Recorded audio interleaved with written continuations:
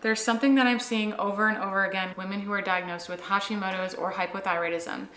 They're told that they need to be on thyroid medication for the rest of their life.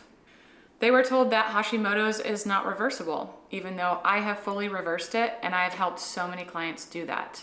I'm talking 0 antibodies, not just remission, reversal. They were told that their thyroid is broken or permanently damaged, and yet they're still feeling more anxious, more exhausted. After starting medication, they might notice their hair is now falling out, they have high blood pressure, they feel more on edge. So I want to be very clear about this. There are some scenarios where thyroid medication is appropriate. If it is something that can improve the quality of your life while you're healing and addressing the root at a systemic level, it can be a great tool. It's not something that is initially going to hurt you unless it's not prescribed appropriately. So I want to have a very honest conversation about this. Firstly, let me be clear, I do not believe that thyroid medication is inherently bad or inappropriate. There are many individuals where taking thyroid medication can improve the quality of your life, and you can do it alongside addressing nutrition, lifestyle, and supporting the body at a systemic level, addressing the root. But what I am seeing far too often is that thyroid medication is prescribed without identifying why the thyroid was downregulating in the first place. The thyroid does not function in isolation. The thyroid does not just randomly decide to fail. It responds to nutrient status. It responds to blood sugar stability. It responds to cortisol and adrenaline activity. If someone is functioning in chronically elevated cortisol, the body will protect itself by downregulating thyroid conversion and thyroid function. It is trying to be efficient. It's trying to conserve. All right, so now imagine increasing thyroid hormone in this environment. It can create more issues: heart palpitations, anxiety, hair loss, insomnia. This is not because thyroid medication is bad, but it's because the terrain was never addressed. When we support stress physiology instead of trying to override it, we see people start to stabilize. We see them be able to come off of medication. This is what I've done with so many individuals.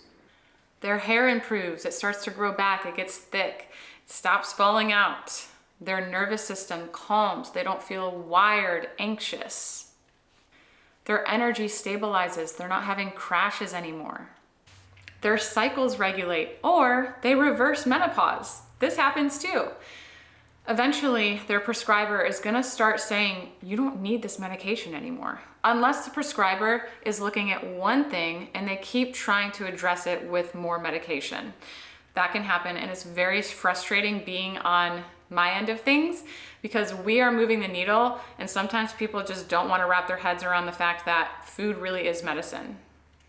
The focus of this message is to just encourage you that 1, Hashimoto's is completely reversible, and 2, hypothyroidism is completely reversible, even if you've been on medication for 20, 30 years. I have done this with so many individuals.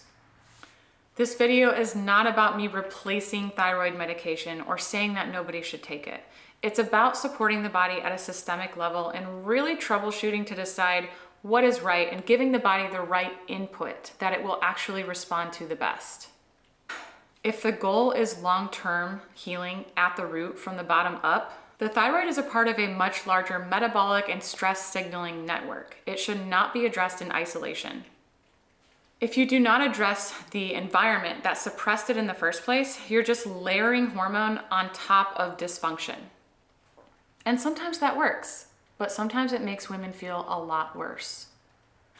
If you have been told that your body is broken or you will never be able to reverse hypothyroidism or Hashimoto's, I want you to hear me loud and clear. Your body is not broken, it's adapting. Your thyroid is often responding to something. So the question is not, what is your TSH or what is your T3? The question is, what slowed your thyroid function in the first place? That is where real healing begins.